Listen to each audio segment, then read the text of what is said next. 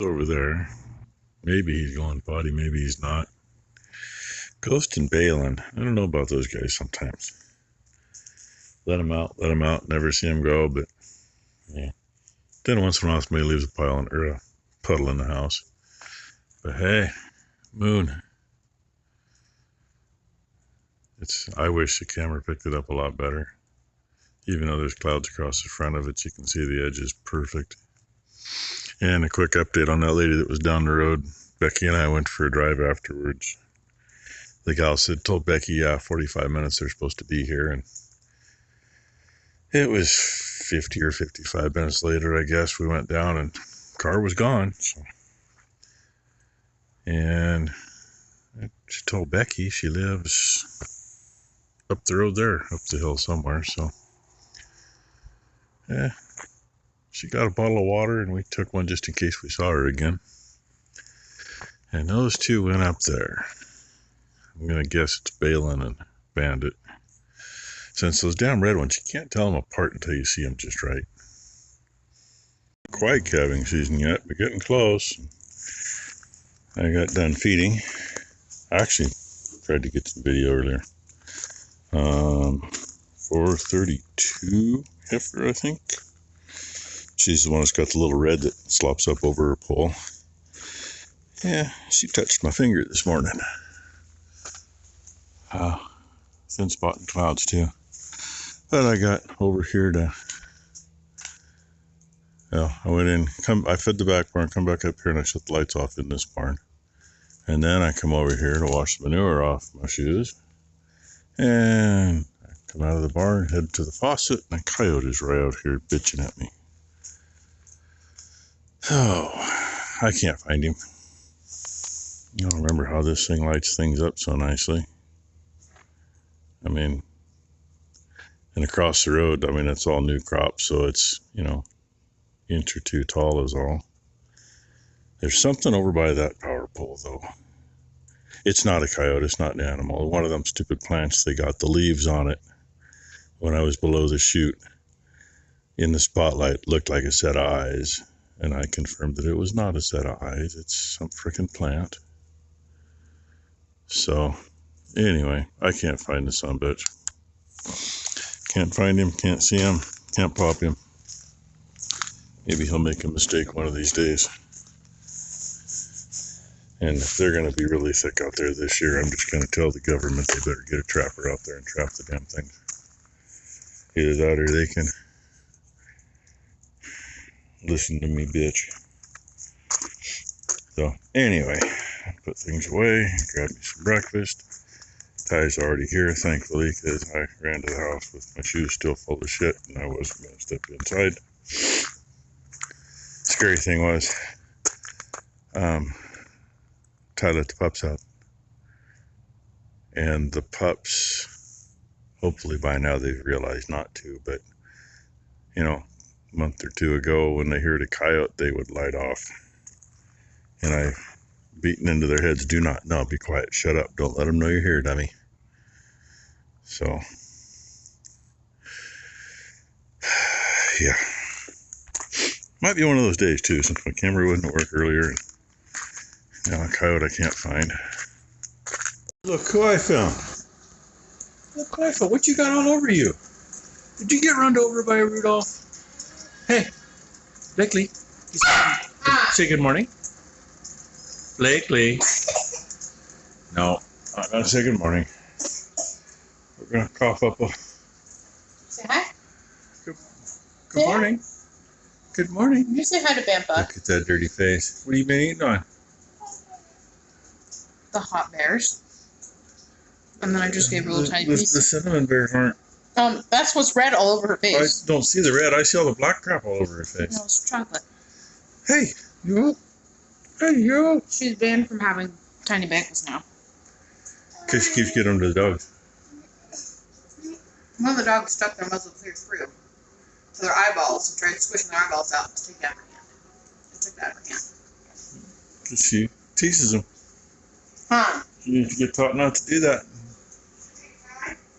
Oh, don't do like Red did. Upchuck. Go figure. It's not showing up on the camera. kind of showing up there though. That would be the reflection of that. Actually looks really cool on the water, but because I can't see it over there. Done dinking around this morning, so time to play in the shit.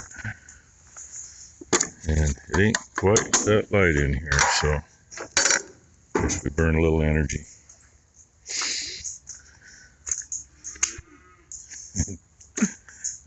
I think they're thinking they're hungry. They still have a little hay in their feeder. I know there's some in it. But I gotta get this done, so before it all comes out here. Get feeders unhooked. Ouch. Yes, you're right. That was a pitchfork to the leg. Just the handle. Get this done, get the 2-year-old's lot cleaned.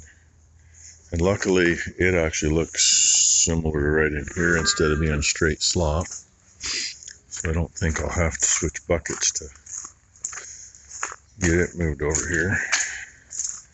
I really need to get another bucket. I need to get, our deep one's only 5 foot wide. That's kind of a pain in the butt.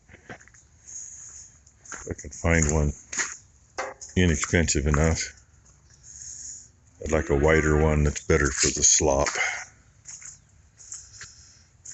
Because unfortunately my case bucket, it doesn't roll back far enough to hold the slop. The other one kind of does, but it's also that much longer, so. Anyway, get my boots dirty.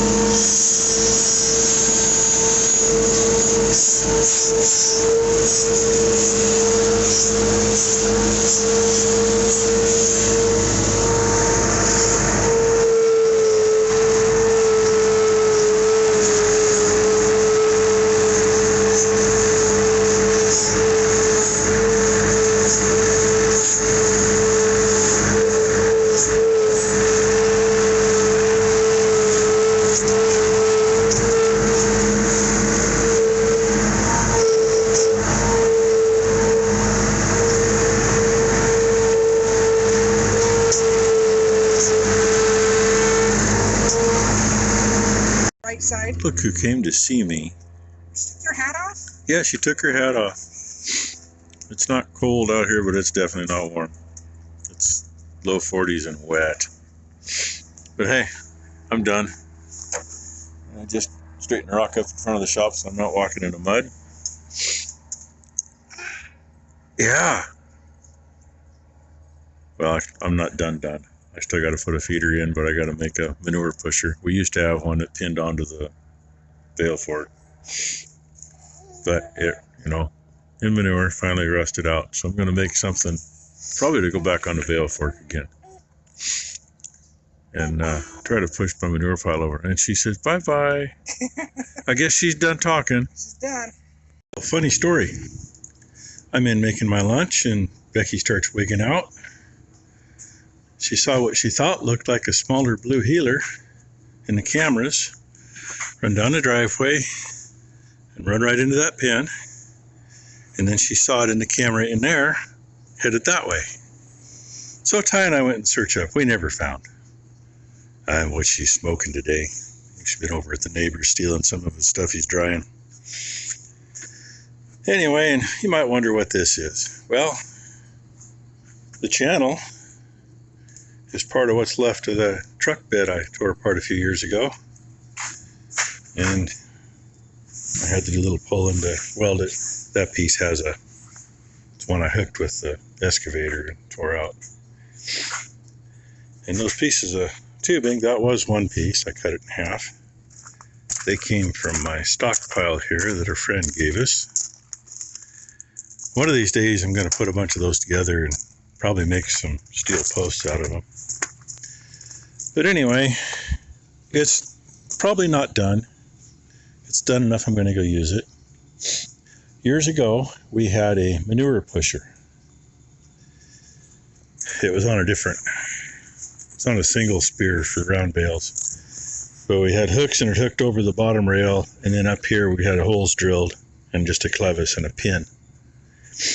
It was 1-inch water pipe, top and bottom, that distance apart, whatever we are from there to there. And then it was laddered with 1-inch square tube all the way through. And on the end, we had 2 pieces of angle iron and a 2x12 bolted to it. And I actually took some 1-inch square tube and made spikes that stuck out about this far. I'm hoping it's going to work good enough today. It needs to be wider, but not right now. I'm going to go see what happens. I got a feeling we're probably going to do a little bit of distorting. That's going to do something, but there's not much I can do about that. Easy on, easy off, but I'm going to go push my big pile over toward the back wall so it's not in the way. And then I can get the feeder in, and then we can feed, because it's getting to be that time of day. A smart guy will walk around here and turn the battery on before he starts the machine, because otherwise it won't start. Yes, I had the battery disconnected because I was welding. The odds of having a ground here and welding here and having that come back through and hit the alternator is not very high at all, because you don't have positive anywhere. You got pins, all that stuff. But you only got to do it once. And some people say, oh, you don't have to do that. No, you either disconnect it or you have it running so the alternator is creating current. And then it'll be all right. But anyway, I gotta grab my gloves too. It's not warm enough to grab a hold of those cast steel handles yet.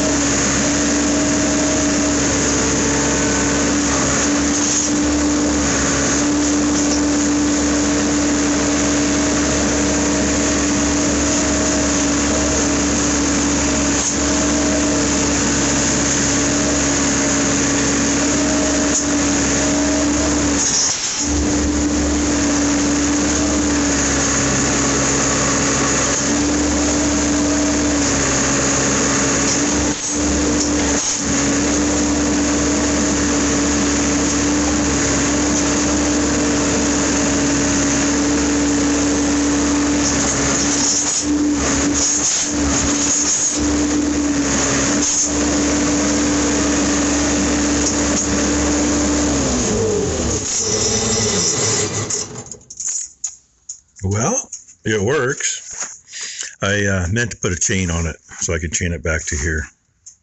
I spaced that. A little wiggly.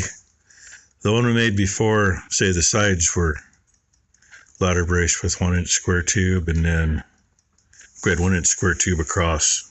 So it couldn't wiggle. And it was also like 32 inches wide, and this is 52 inches wide. So yeah, I know I got more to do. I just got to find the material. And this got done what I needed to do so I can feed. So now I can go hose the shit off of this thing and set it down someplace so I can mess with it later.